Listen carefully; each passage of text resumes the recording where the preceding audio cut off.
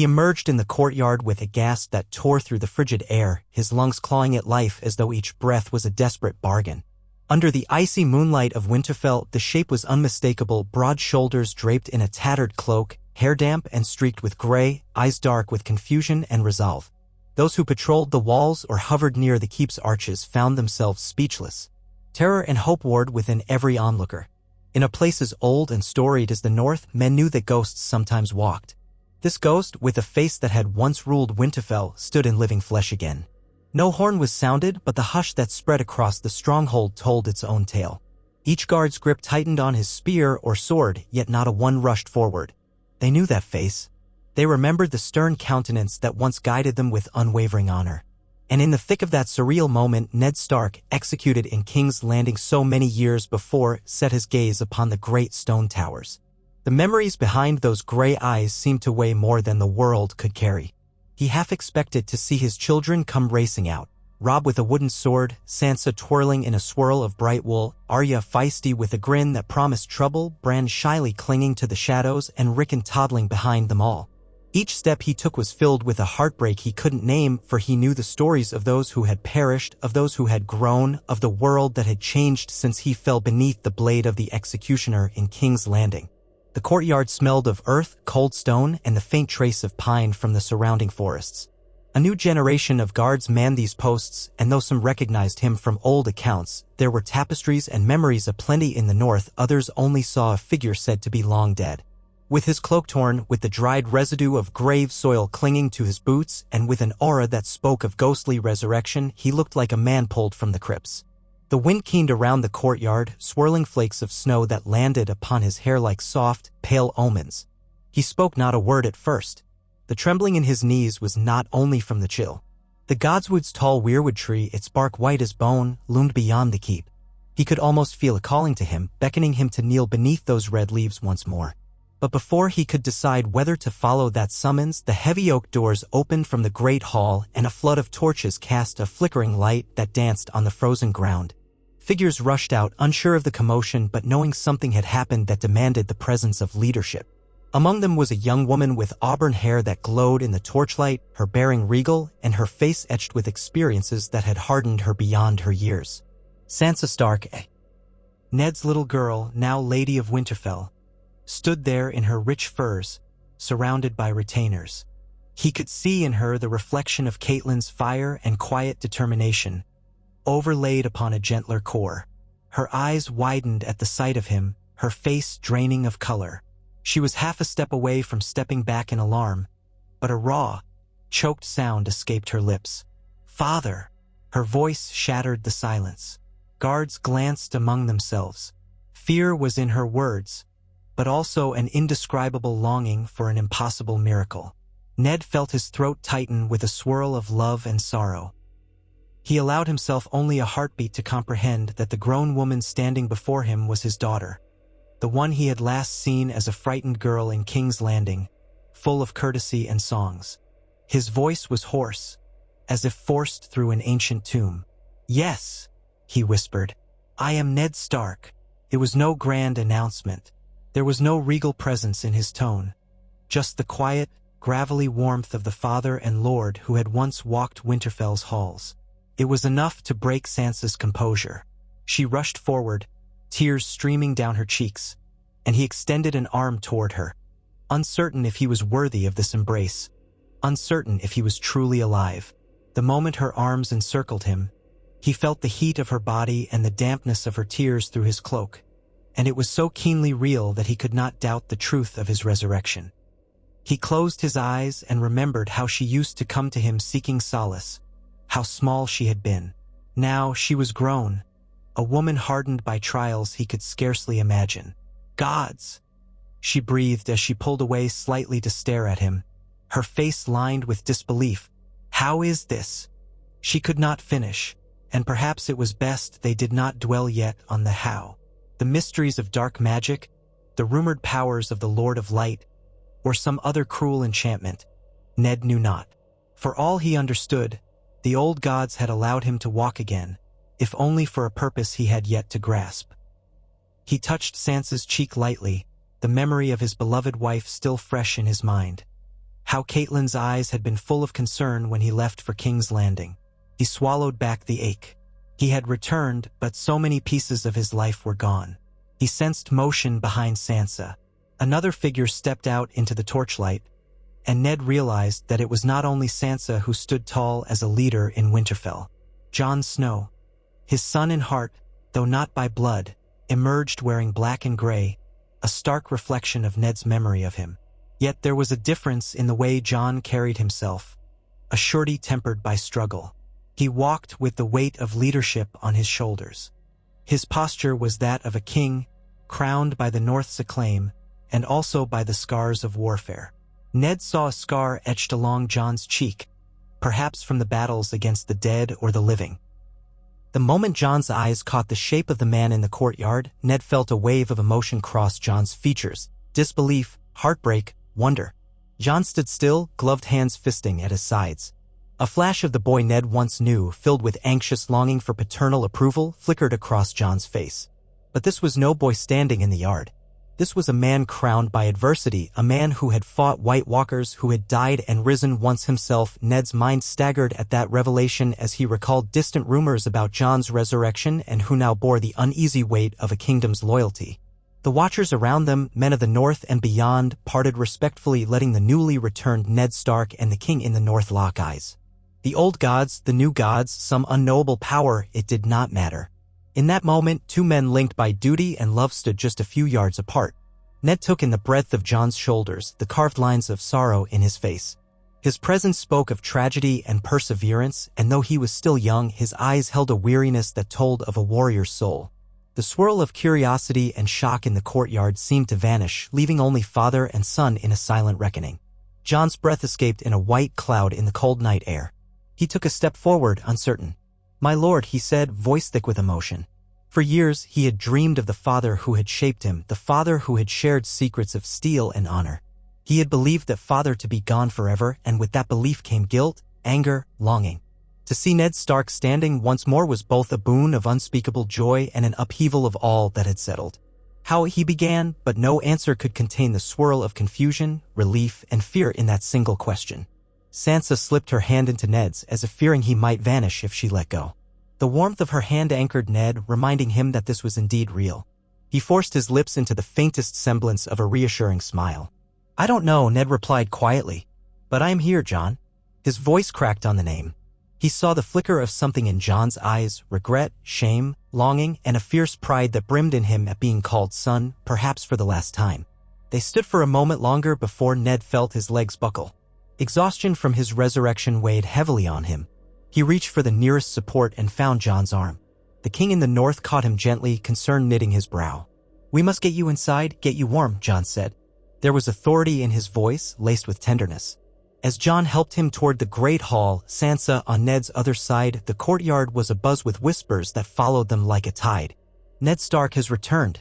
Lord Stark is alive." A ripple of disbelief and hope spread through Winterfell's halls, pushing into every tower and corridor. Servants, guards, and household members stepped aside as Jon, Sansa, and a few trusted retainers took Ned Stark down the familiar corridors. The flickering torches illuminated old tapestries, some of which Ned recognized. The cold, stone floors felt unyielding underfoot, yet each stride carried him back to a place he had loved with all his heart. Every shadow of the keep seemed laced with memory. He smelled the faint aroma of spiced wine drifting from the kitchens, mingled with the tang of burning logs. He closed his eyes as they guided him into a smaller council chamber, warm from a roaring hearth, and settled him into a sturdy wooden chair. The room was filled with carved chairs, a heavy table laden with maps, and the quiet presence of northern heraldry. That dire wolf sigil seemed to watch him from every tapestry and banner, reminding him of the legacy he had once upheld. Jon and Sansa hovered near, their faces a mixture of joy and uncertainty. Eventually, Maester Wolkan, older now with more lines on his face, was summoned. He approached Ned with the practiced calm of a man who had seen every ailment, though his eyes betrayed his astonishment. He checked Ned's pulse, peered into his eyes, asked him questions to test his awareness. He found Ned's body clammy, chilled to the bone. "He is alive, so far as I can tell," the Maester murmured to Jon and Sansa, disbelief in his voice. "We should keep him warm, rested." Throughout this examination, Ned was silent. He was a man thrust back into the world, uncertain of his place. He listened as Sansa and Jon traded glances, half worried he might vanish at any moment. The tension in the room was thick enough to cut with a dagger. Sansa, voice trembling, spoke first once the maester had stepped back. We saw your head on the walls of King's Landing, father. You were gone. And yet..." She could not go on. Ned placed a hand over hers and let out a shaky exhale. "I remember nothing after the blackness. Just a cold void. Then, waking somewhere in the crypts beneath Winterfell, I found my way above ground." It sounded mad, even to him, yet every word dripped with the ring of truth. "Perhaps the old gods or some other power saw fit to return me." Jon rested his elbows on his knees, leaning forward, eyes fixed on Ned. "I know something of that," he said, his voice heavy. "I too was brought back." Ned's eyes sharpened, scanning Jon's face. In the flicker of the torchlight, he saw how Jon's gaze slid away as though burdened by the memory. They had both been touched by something beyond mortal understanding, shaped anew by the forces of life and death. A father and a son, resurrected under different circumstances, reunited in a Winterfell changed by time. Time was the chasm that cut deepest. Ned had last walked these halls when Robert Baratheon still lived, when the Iron Throne was contested by living kings, not the nightmarish threat of the dead. He had known nothing of White Walkers beyond old tales. Now, the war against them was over, or so it seemed. He saw the exhaustion in Jon's features and Sansa's. They bore the weight of hardships that dwarfed any petty politics of the southern courts. An entire realm had nearly perished, and in that crucible, his children had been reborn as leaders and survivors. Ned let out a breath. "You are king in the north now," he stated softly, meeting Jon's eyes. There was no accusation in his tone, just quiet acknowledgement. Jon gave a nod, hesitating, unsure how to respond. "I never sought it," he said, "but the north named me. We fought to save all of Westeros. Many alliances were formed, some of them uneasy. We lost good people. Many good people." His voice wavered at the last sentence, and Ned glimpsed the shadows of ghosts in his eyes. Was it the memory of those who died for him, or perhaps the Targaryen queen rumored to have joined forces with him? Sansa gently squeezed Ned's hand. "We will fill you in on every detail, father. But for now, let us take comfort in the fact you have returned." She forced a tremulous smile. Ned knew that behind it lay a sea of questions. He felt them stirring in him as well. Who had truly commanded this resurrection? Were there old powers stirring once again in the Godwood? Could the Red Priests have had a hand in it? Or was it some darker magic? And why grant him this life after all these years, with so much heartbreak behind them? Jon stood, drawing a deep breath. He looked between Sansa and Ned. "We must prepare the great solar, see to father's needs. And tomorrow we will convene with our bannermen to announce this miracle." He half chuckled, the sound devoid of humor. "Though if word has spread already, the whole north may be outside our gates by morning." Ned managed a faint smile. He could feel the tug of paternal pride as he watched Jon orchestrate the immediate tasks with the clarity of a natural leader. Sansa as well took charge, swiftly instructing the guards, the servants, ensuring that Ned would have a room, garments, hot water, all the necessities for a man reborn from the grave. The stoic loyalty of the North answered their commands swiftly. No one dared question the return of Eddard Stark too loudly, at least not yet. Some might whisper of necromancy or illusions, but in the hush of Winterfell, the predominant emotion was awe. It was well into the night by the time Ned found himself in a private chamber, the door guarded by 2 trusted men and a small brazier heating the room. He sat on the edge of a bed, wearing a fresh tunic of dark gray wool. His limbs felt heavy, as though half filled with lead. The quiet was almost suffocating, broken only by the crackle of flame and the dull thud of the guards' boots pacing outside. Ned thought of Cat, of the children, of how everything had splintered.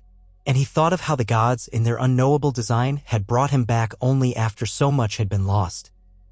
A swirl of guilt and longing formed in his chest. He pushed it down, knowing it would have to be faced eventually. When at last he lay back, he closed his eyes and murmured a short prayer to the old gods, grateful they had brought him home, even if through means he did not understand. He reminded himself that for all the nightmares that had passed, he was in the north, in Winterfell. And no matter what trials lay ahead, he would face them with the same sense of duty that had defined his life. He would protect his children as best he could, stand beside them in their battles, and if there was some grand purpose behind his resurrection, he would see it fulfilled. But just as he began drifting into an uneasy sleep, a voice in the darkness, one that only he could hear, stirred in the back of his mind. It was a whisper of a presence, as though from the weirwood tree or the corridors of some other realm. It whispered his name as though reminding him that death was not a closed door, that the old gods still watched through the eyes of ravens, the hearts of trees. Their reasons were as inscrutable as winter storms, yet they guided those who served them with unwavering fidelity. Clutching these thoughts, Ned Stark let sleep take him, uncertain of the dawn that would come. He awoke to muffled footsteps outside his door. Morning light crept through the small window slit, illuminating floating motes of dust. The fur blankets tangled around his legs were a comfort, albeit a strange one, for he had never expected to feel such physicalities again. He sat up slowly, tested his muscles. They were stiff, as if he had lain in the crypts for far longer than was natural. A knock sounded at the door, and a servant's voice asked if he was ready for a meal. He called for them to enter, his tone still rasping with disuse. The young servant, wide-eyed, placed a tray of bread, smoked fish, and hot broth on a small table. The man, a lad no older than 14, almost tripped over himself in the haste to leave. Word must have traveled that the late Lord Eddard Stark had returned, and the servant's expression told Ned all he needed to know about the mixture of fear and reverence circulating around Winterfell. Ned let out a quiet sigh, then stood, forcing his legs to cooperate. The food smelled inviting, yet he could not escape the sense that he was living in a dream. Each bite he took was a reminder that he truly inhabited his body once more. The warmth of the broth soothed his throat, the saltiness of the fish an echo of Winterfell's plain but hearty meals. He had barely finished when a knock came again, this time more purposeful. Sansa entered, accompanied by a woman with short brown hair threaded with gray who wore the Stark sigil on her cloak. Likely a trusted retainer. Sansa waited until they had closed the door behind them, then hurried forward. She wore a soft smile, but her eyes were still searching. She seemed unsure how to address him.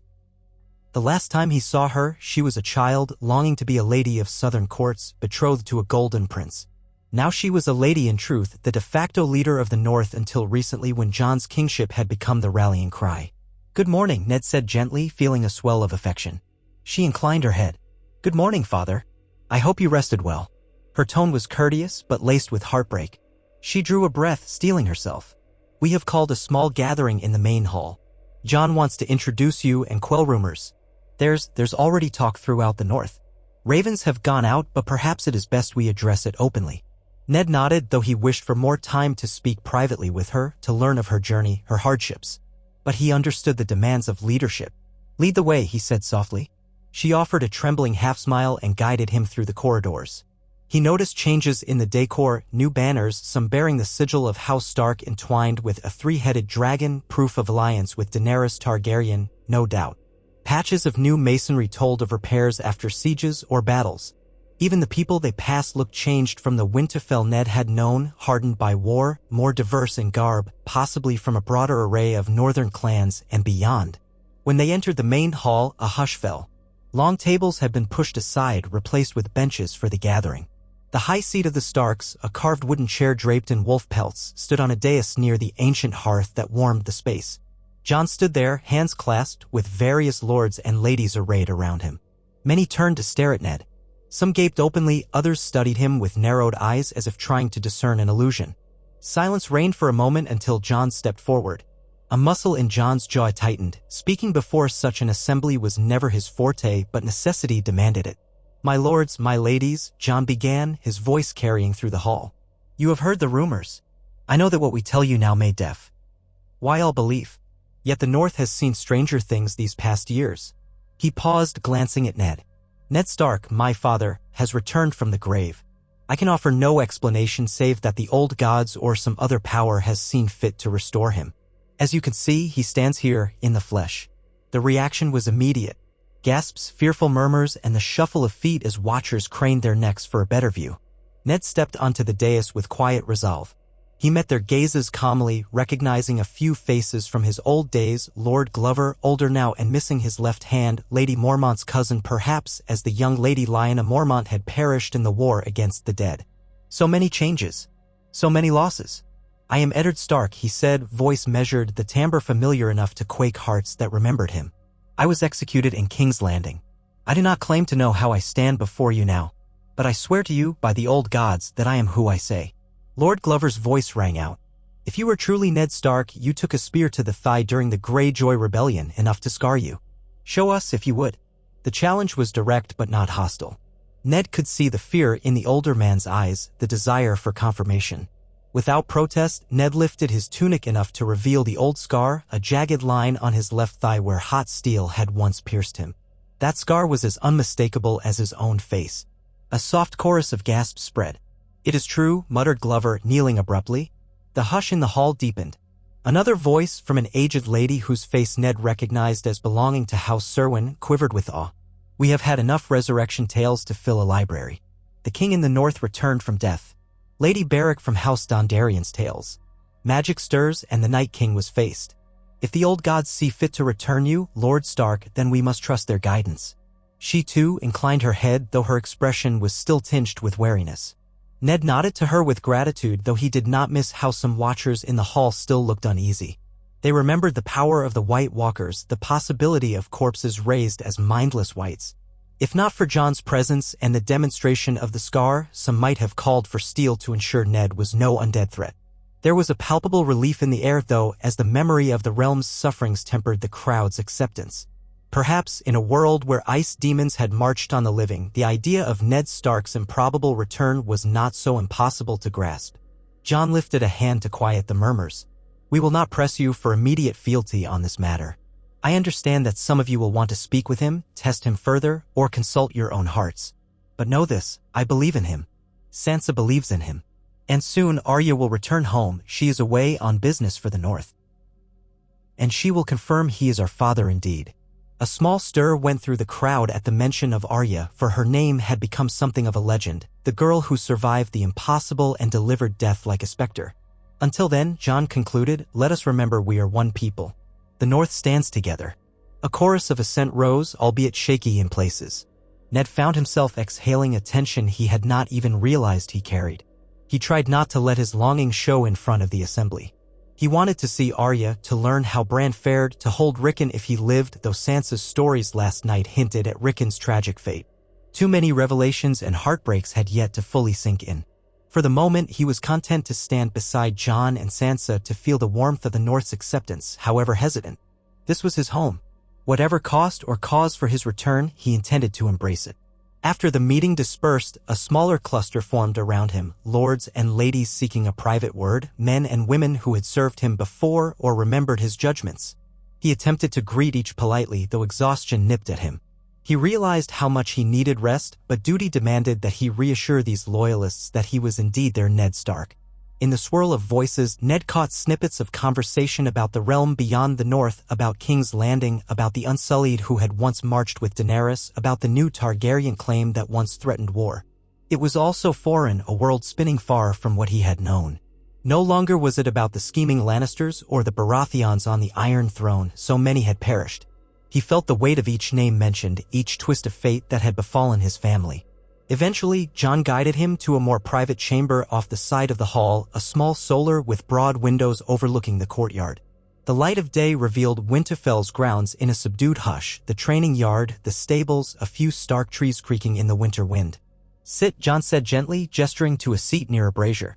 He closed the door behind them. Sansa was there too, along with a tall, rangy man wearing the Stark colors. The man had the distinctive look of a northerner, with a lined face that spoke of constant exposure to wind and cold. He nodded in deference to Ned. "Father," Sansa said softly, "this is Lord Serwyn's steward, Malin. He's been helping Jon manage the household these past months." Ned inclined his head and Malin bowed. "An honor, Lord Stark. I am at your service." There was something like nervousness in his eyes. The dead returning unsettled even the bravest hearts. Ned offered him a polite nod of reassurance. Jon cleared his throat and addressed Ned. "We can take as long as you need before we address anything more substantial. But we thought you might want to know a bit of the realm's state and our family's state." Sansa sank into a chair opposite Ned, her expression grave, though a trace of warmth lingered behind her eyes. She wanted to be the one to convey the important truths, to bring her father up to speed on the world that had rolled on without him. So they told him. They shared how Robb had proclaimed himself king in the north after Ned's death, rallying armies against the Lannisters, only to be betrayed at the twins during the infamous Red Wedding. The mention of Robb, his firstborn, the boy who had once run the halls, nearly broke Ned's composure. He could only clench his jaw as Sansa's voice quivered with repressed tears. Next came news of Catelyn's fate, of how she had died at that same wedding, her body thrown into a river, though rumors circulated of her own dark resurrection as Lady Stoneheart, bent on vengeance. Ned bowed his head, hands trembling. It was too much to take in. He had not protected them from this horror. He had been dead, and they had faced the cruelty of the world alone. Sansa described her own journey, forced into a marriage with Ramsay Bolton. Ned clenched his teeth at the mention of that name. The Boltons, their betrayal, their cruelty. She left out graphic details, but her father's keen instincts filled in the blanks of what she must have suffered. Her flight, her struggle, her alliance with Jon. These were the stepping stones that led to the Battle of the Bastards and the reclamation of Winterfell. Jon took over at that point, explaining his own path to the Night's Watch, his time as Lord Commander, his confrontation with the White Walkers at Hardhome, his betrayal at the hands of his own men, and his return to life by the Red Priestess Melisandre. Ned listened in stunned silence, wrestling with the notion that he was not the only one to have crossed the boundaries of death. The conversation shifted to the final battles, the alliance with Daenerys Targaryen, her dragons, the Great War against the Night King, the forging of alliances with the Vale, the Stormlands, even some measure of cooperation from parts of the South. They spoke of how the Night King was destroyed, Arya dealing the final blow in a moment of near defeat, and how Daenerys, maddened by betrayal and heartbreak, had turned her dragon's fire on King's Landing. The eventual end to that tragic conquest had left Jon in a precarious position, forced to end Daenerys' life to prevent more destruction. The realm had reeled. After a tumultuous council, Bran Stark had been crowned king of the Six Kingdoms, while the North seceded under Jon's leadership. Ned's heart wrenched anew. Bran, crowned king of the Six Kingdoms. The boy who used to climb the walls of Winterfell was now a distant monarch, known to some as the Three-Eyed Raven. A boy who had delved into magic older than the world. "He is changed," Sansa explained gently, reading the confusion in her father's face. "He is not the Bran you remember, but he is wise in a way we cannot fully understand. He sees the past, the present, perhaps even futures." The notion unsettled Ned, but also stirred a spark of relief that at least one of his children held a position of influence that might safeguard peace.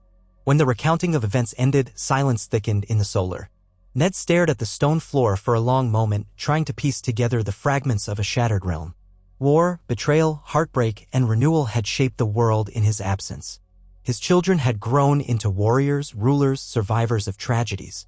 He fought to keep his composure. "I failed you all," he rasped at last, voice low.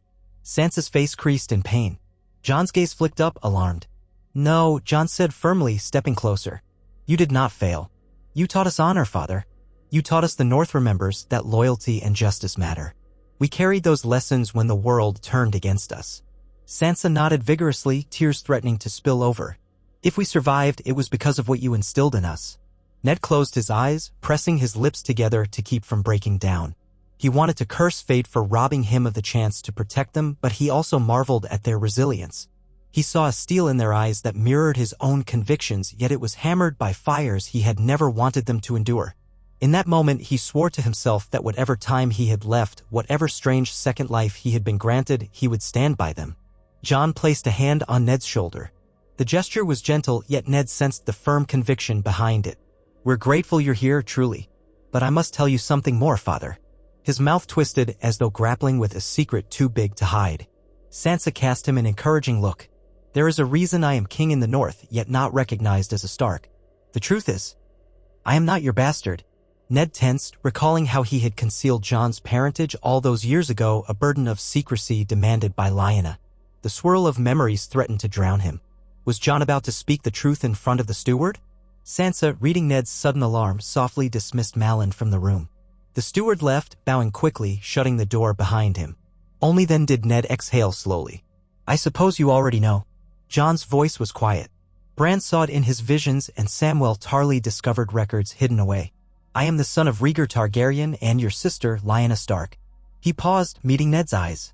"You kept that secret, and it saved my life. For that, I thank you." Ned felt an old pain flare in his chest. All these years, he had borne the brunt of dishonor, letting the realm believe he had fathered a bastard, all to protect Jon from the wrath of Robert and the Iron Throne. "Lyanna begged me," he whispered, voice tight with the recollection. "I made a promise on her deathbed. I could not bear to see Robert or any others kill an innocent child." He swallowed. "I never wanted to burden you with shame." Jon nodded, eyes damp. "I wish I could have known." It might have changed many things, but I understand why you did it. He managed a small, wry smile. I spent my life thinking I was a bastard unworthy of your name. Now I know I'm something else entirely. And yet, none of it matters to me as much as being raised your son. Ned rose from the chair with surprising strength, ignoring the stiffness in his limbs. He embraced Jon, pulling him into a tight hug. You will always be my son, he said thickly. Whether by blood or by choice. You are a Stark in your heart as much as any of us. Sansa's gaze glossed with tears at the tender moment. When Ned released Jon, he studied the younger man's face, seeing all the regrets and triumphs etched there. If your parentage is known, do the lords still follow you, now that they know you have Targaryen blood? Ned asked. He knew well how Northerners regarded Targaryens with suspicion after the wars and the burning. Jon winced slightly. It was a struggle at first, but many have seen what I have done for the North. They know me. They trust me. And as Sansa helped them understand, I never abandoned the North for any Southern ambition. So they named me king in the North, Targaryen blood or not. Bran sits the throne in King's Landing, so I have no claim there. It seems the realm has found a fragile balance. Ned nodded thoughtfully. Let us hope it holds. He ran a hand through his graying hair, still struggling with the magnitude of recent events. If the realm had found a semblance of peace, then perhaps there was a chance for reconstruction, for a better future. And what of Arya? He ventured. You mentioned she roams on business for the North? Sansa and Jon exchanged a look. Sansa answered. She's a wanderer, father. She has become so skilled, so changed by her trials. She served as our envoy at times, traveling to Essos and the southern kingdoms, forging alliances and seeking knowledge. She is not one for permanent courts, but she returns home when she can. She left on a mission to speak with some parties in Braavos, but she should be back within a few moons. Ned swallowed, recalling how Arya always yearned to see the world. He had pictured it differently, with a measure of carefree adventure, not a path of assassin's arts and battered resilience. Still, if she was alive and forging alliances for the North, then that was enough for now. They would see each other again, and he would hold his brave little girl close. A brief hush fell. They all felt the weight of so many changes, yet also the fragile joy of reunion. Eventually, Sansa spoke quietly. We've prepared rooms for you, father. You need time to recover and to adjust. The old gods have granted us a second chance. We will not waste it. Ned smiled wearily. Thank you, my dear. He thought of how proud Catelyn would be of Sansa, of Jon, of all their children. Sansa stood, moving to the window, looking out over the courtyard. Jon lingered, arms crossed, concern etched on his brow. Ned noted how the younger man's posture carried the tension of a leader perpetually ready for crisis. Jon, Ned said softly, I see the burden you bear. It is not unlike the weight of a lord, but heavier still. Perhaps I can help relieve some of that. If the North needs me, I will do my part. I do not know how long the gods will allow me to remain, but for whatever span of days I have, I am yours to command. Jon's expression flickered with gratitude. I'd like that, father. I truly would. He let out a breath. We have so many things to discuss. Lands ravaged by the wars, alliances with the Riverlands, the Vale's support, trade routes reopening to the west.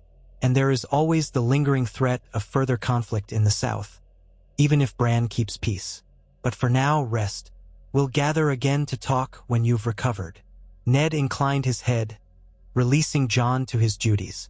Sansa offered Ned an arm, insisting that he see the new expansions of Winterfell at a calmer pace. They left the Solar, stepping into the corridor with a quiet sense of relief.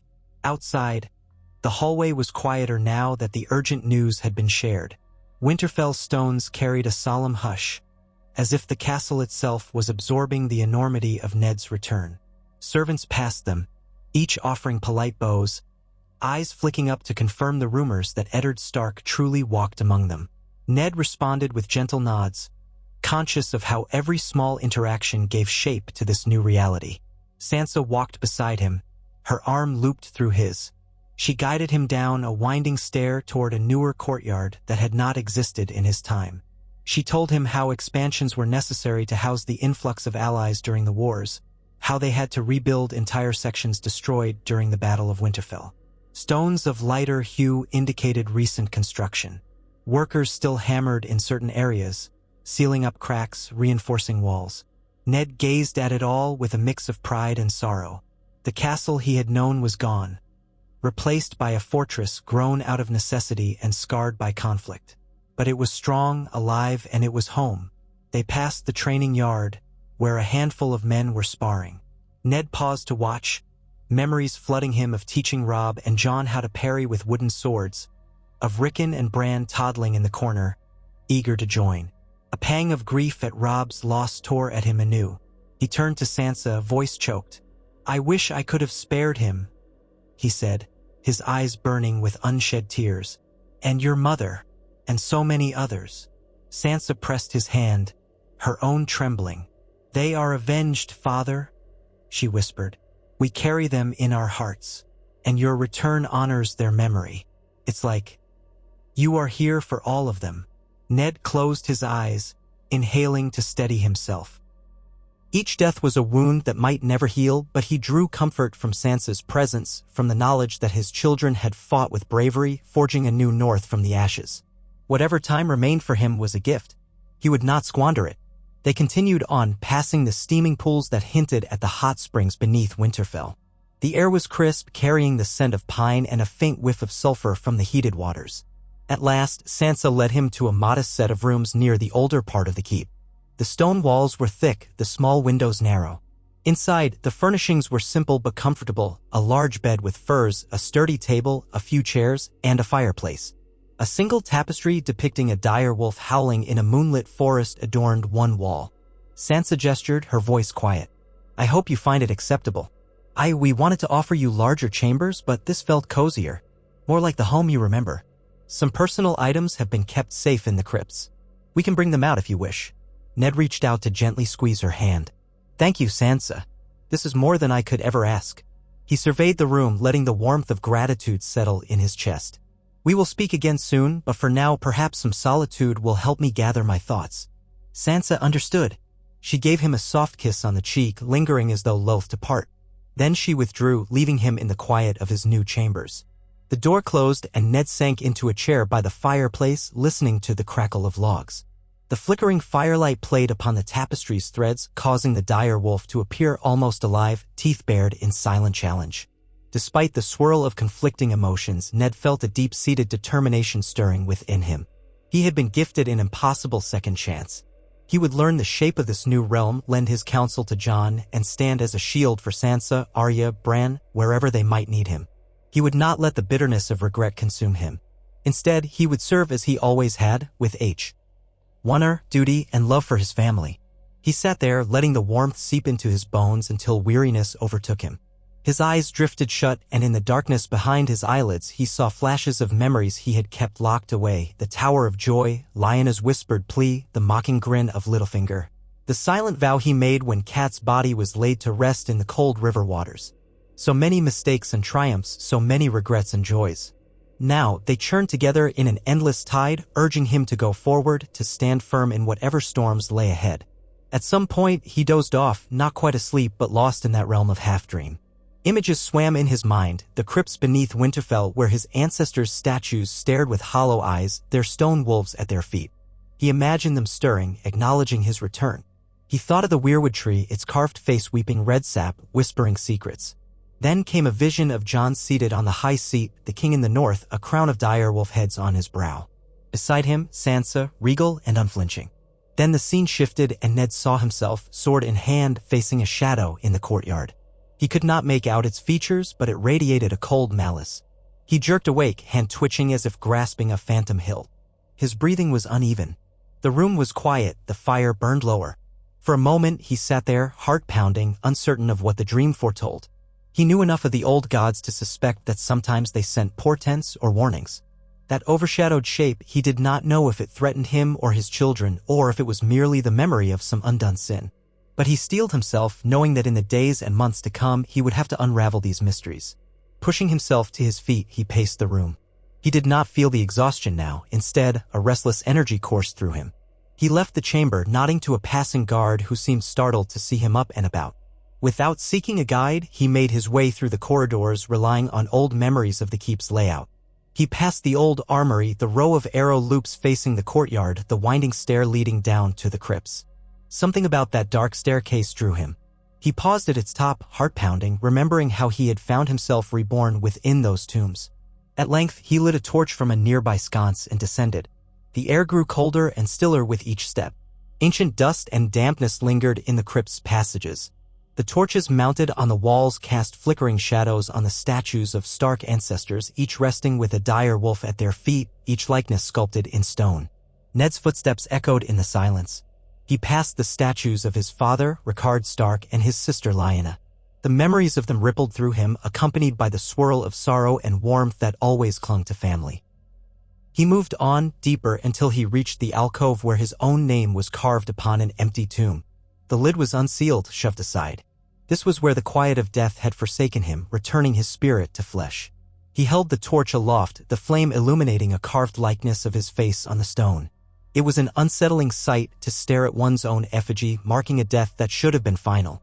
He knelt beside it, resting a hand on the cold stone.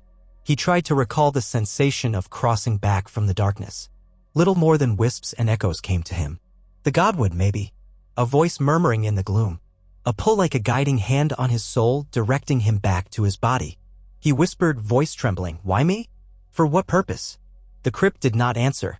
It merely held its silence as the dead do. Yet he sensed no malice here, only a solemn hush. The old gods would not reveal their secrets so easily. Perhaps it was simply destiny, blood calling to blood, the North needing him once more. He bowed his head, offering a silent prayer for guidance, for strength to protect his children and serve Jon's reign. With a final glance at the effigy, he rose and made his way back up the winding stair, torch in hand. When he emerged into the corridor, he found Jon waiting, leaning against a stone pillar. The king in the north seemed lost in thought, but he straightened when Ned approached. Jon had the look of a man struggling with 1,000 worries. "I thought you might come here," Jon said quietly, nodding toward the crypt entrance. "I sometimes go down there too, to think, to remember."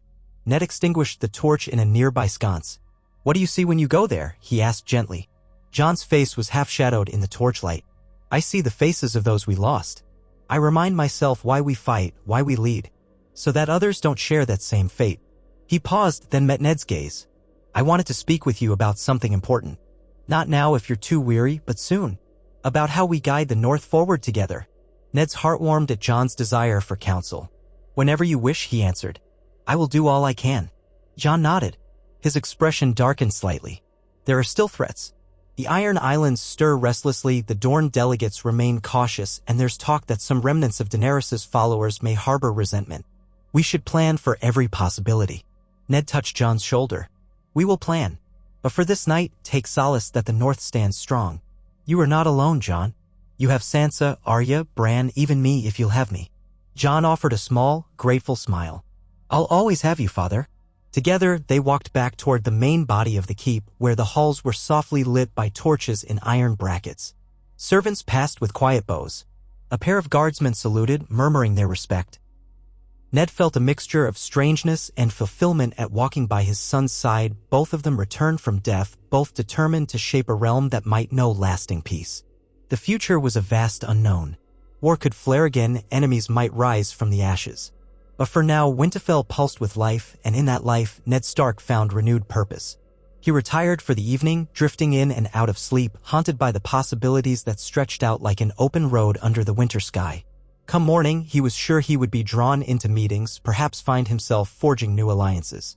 He would do it all willingly if it meant safeguarding his family's future and honoring the memory of those they lost. And in the stillness of that winter night, as the embers in his hearth glowed a dull orange, Ned Stark, once dead and now alive, reminded himself of the oath he had taken decades ago to protect his family, to serve with honor, to uphold the integrity of the North. Twice now, fate or the gods had demanded he keep that oath. He would not fail them. Not again. Outside, the wind howled softly across the battlements, as if echoing the low growl of a dire wolf. The North remembered. The North welcomed its lord home. Even the silent stones bore witness to a father's return, to a king in the North in need of his father's guidance, and to a realm forever changed by war and magic. In the hush of those ancient walls, Ned Stark closed his eyes and prayed that this fragile peace would hold, that no sword or flame would again tear apart what had been reforged in blood and tears. If the old gods had truly called him back, then he would stand sentinel against the coming storms, no matter how dark they might become. He rose again before dawn, a habit he had never truly lost. In the dim gray light filtering through his narrow windows, Ned Stark sat at the edge of his bed, feeling the roughness of the wool blanket bunched around his thighs, the reassuring press of solid stone beneath his feet. Another day in a life he had never expected to possess. He could not escape the sense of being suspended between two worlds. The cold, echoing darkness of the crypts still tugged at his memory, yet here he was, surrounded by the living warmth of Winterfell, the seat of House Stark that had once known him as its lord and now recognized him as its strange, resurrected sentinel. He washed and dressed himself methodically. A servant had laid out fresh clothes, a tunic of dark gray, trimmed with white stitching, sturdy breeches, and boots lined with fur. The cloak was a heavier piece, well-suited to northern weather, but he found himself lingering over it, remembering how he used to fasten his cloak with a simple silver wolf's head brooch, now lost to time and the violent upheavals that had beset them all. He settled for a plain iron clasp, a functional piece that would keep the cloak from shifting. By the time he stepped into the corridor, the castle was beginning its daily hum of activity. Servants bustled about carrying bread and salted fish from the kitchens, fueling the household's morning routine. Guards changed shifts at the walls, their breath steaming in the chill. Ned found himself quietly observed wherever he went, as though the inhabitants of Winterfell still expected him to fade like a dream. Some bowed, others merely stared. He offered each a calm nod in return, trying to ease the tension that seemed to hover around him. He was about to head for the great hall when a voice spoke his name. Turning, he saw Sansa approaching, her auburn hair braided in a simple style, her cloak of pale gray fur draping her slim figure. She had changed so much from the girl he had left behind, but in her eyes he recognized the spark of fierce devotion that had once lain hidden beneath softer illusions. She gave him a warm, genuine smile, though her voice held a tremor of concern. "Good morning, Father. I hoped we might walk together before the day's meetings." He returned her smile, relieved to see her. "I would like that." They walked through the corridor in companionable silence at first, the hush broken only by the echo of their footsteps. Candles still burned in the alcoves, though daylight crept in through arrow-slit windows. Once they passed through a set of heavy doors, they emerged onto a balcony overlooking the courtyard. The cold wind that greeted them carried the scent of pine and distant snow, but also a faint hint of smoke from the forge. Down below, men-at-arms sparred with blunted swords, their grunts and the ring of steel providing a subtle rhythm to the morning. Sansa leaned on the stone balustrade, gloved hands resting on the worn surface. "It's almost easy to forget," she said softly, her gaze on the men training below, "how hard-won this piece is. Some days I look at them sparring and think of the battles we fought. At least they can practice safely now.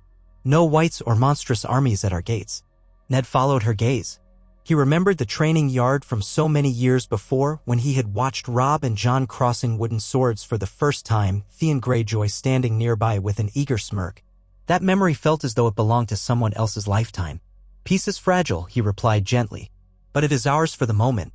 Sansa nodded, a slight frown puckering her brow. "And we must keep it. That's why Jon's called for the meeting this morning. The Ironborn have been troubling our western shores again. Yara Greyjoy rules the Iron Islands, but reports say she has trouble controlling the more ambitious captains, those who resent the North's independence and see an opportunity for raiding." Ned's jaw tightened. "In my time, Balon Greyjoy rebelled. We quelled that rebellion, yet Ironborn thirst for plunder doesn't vanish so easily. Jon will be forced to respond." "Yes," Sansa said, "and he wants your counsel." She shifted her weight, turning to regard him closely. "He values your wisdom, Father. He wants you to stand by his side today. Are you prepared for that?" Ned almost smiled. It felt simultaneously comforting and daunting to consider standing in council once more. "I will do what I can," he said, "though I may be out of step with current affairs. The realm has changed much in my absence." Sansa placed a gentle hand on his arm. "Your instincts haven't changed. The same heart that guided you before still beats within you. The North needs that now more than ever. Jon does too. He can lead men into battle without flinching, but the labyrinth of diplomacy weighs heavily on him." Ned recalled how Robert Baratheon had once teased him for being a poor politician, yet in truth, Ned had spent much of his life navigating the currents of lords and ladies, forging alliances, punishing betrayals, and balancing House Stark's honor with the realm's demands. He had been no Tywin Lannister, but he had done his duty. "I'll give him what counsel I can," he said, voice quiet. "That is a promise." They descended a staircase into the courtyard, boots crunching on frosty ground. A pair of guards saluted. The sun had climbed higher, gilding the battlements in pale light. Beyond the walls, a swath of snow-dusted fields and forests stretched toward distant hills. Ned felt Winterfell's heartbeat beneath his feet, the old hot springs that warmed the ground, the quiet whisper of crows. A memory floated through his mind, the day he had taken the seat as Lord of Winterfell after his father's execution by the Mad King. That, too, had been a bitter inheritance, full of sorrow and a sense of burdensome duty. Now, in a new age, he stood not as lord but as a revenant figure, father to the king in the north, uncertain of how much time the gods would grant him. Jon was already waiting in the great hall, flanked by a handful of counselors. They stood around the high table near the hearth, scanning a map spread out across the polished wood. In the corners of the hall, small gatherings of lords muttered among themselves. The ancient banners of House Stark hung from the rafters, along with a few new ones that Sansa had commissioned, subtle variations of the dire wolf sigil indicating Winterfell's alliances and honors. Jon caught sight of Ned and offered a tight-lipped smile. He was dressed in practical northern garb, a black surcoat with a gray dire wolf embroidered on his chest, leather bracers around his forearms, and a simple metal clasp at his throat. The crown of the north was nowhere to be seen, and Ned suspected Jon wore it as rarely as possible. "Good morning, Father," Jon said, a note of relief in his voice. "Thank you for coming. We've received urgent reports from the Rills Ironborn longships were sighted a league off the coast. There's worry they may attempt to test our defenses."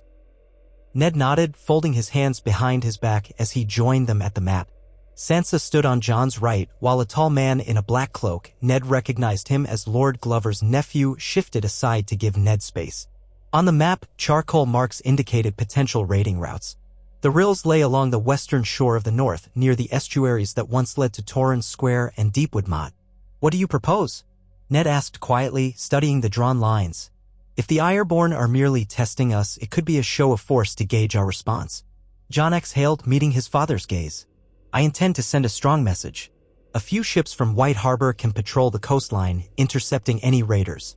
But White Harbor's fleet is not large, and we have limited skilled shipwrights compared to the southern ports or the Iron Islands themselves. If the Ironborn push aggressively, we'll have to rely on coastal defenses." Sansa traced a slender finger along the shoreline on the map. "House Manderley can field some galleys, and Lord Glover's men are accustomed to defending the wooded coasts. But if Yara doesn't keep her own captains in line..." Ned studied the potential landing sites. "Harassing raids could devastate our coastal settlements. We can't assume Yara has complete control. The Ironborn respect only strength. If we move too slowly, we'll appear vulnerable. If we overcommit, we might weaken ourselves elsewhere." "Has word been sent to Yara directly?" Jon nodded. "A raven went out demanding she rein in her raiders. But we've had no reply. The last we heard, she was dealing with rebellious captains who supported Euron's claim before his death." Ned's jaw set. In his time, the Ironborn had largely been subdued after their defeat. But now, with so many new uncertainties in the realm, it made sense that opportunists would test the North's independence. "Your king in the North," he said, his voice calm but firm. "Perhaps a clear demonstration of our readiness is in order. A show of force, not an outright declaration of war. We could send a detachment of soldiers to reinforce the coast to let the Ironborn see we will not be trifled with." Jon considered that. "Agreed. A demonstration. House Glover can spare men to fortify the Rills, and we can station a few of our best archers along the cliffs. The Manderley ships can patrol the waters. That may dissuade further raids." Sansa's brow smoothed as she took in their strategy. "We'll need to coordinate supply lines for the men stationed at the coast. The roads can be treacherous in winter. White Harbor can handle part of it, but we might need to open the granaries in the area to support the garrisons." A quiet voice spoke up behind them. Ned turned to see Maester Wolkan, his brown robes swaying. "We have sufficient stores for a few hundred men," Wolkan said. "But if winter drags on, we'll need shipments from inland. I'll set scribes to tally the supplies." Jon inclined his head. "Do that. And send a raven to Yara once more. Make it clear we expect an answer." He looked to Ned. "Thank you, Father. Your counsel helped me see the middle ground. I tend to want swift resolution, but that's not always the best path." Ned placed a hand on Jon's shoulder. "You'll do fine. The Ironborn must learn that the North is neither vulnerable nor eager for open conflict." They spent another hour hammering out the details, discussing ship counts, scouting parties, messages to send, and how to handle any Ironborn found raiding. The conversation was efficient, reminding Ned of the war councils he had once led under King Robert's banners. Yet there was a stark difference. Jon's advisors showed him a loyalty tempered by reverence, while Robert's men had often argued and bickered under the surface. Ned sensed a unifying factor here, born of the war with the dead, a bond of survival that knitted these men and women together. The North had faced extinction, and that ordeal had reshaped old feuds into alliances. When the meeting ended, the lords and retainers dispersed to carry out their tasks. Jon lingered by the map, rolling it up carefully. His expression was pensive, as though the discussion had only been the first step in a larger set of worries. Sansa left them to speak with some of the gathered lords. Ned watched his daughter, proud of how she commanded respect with a single glance.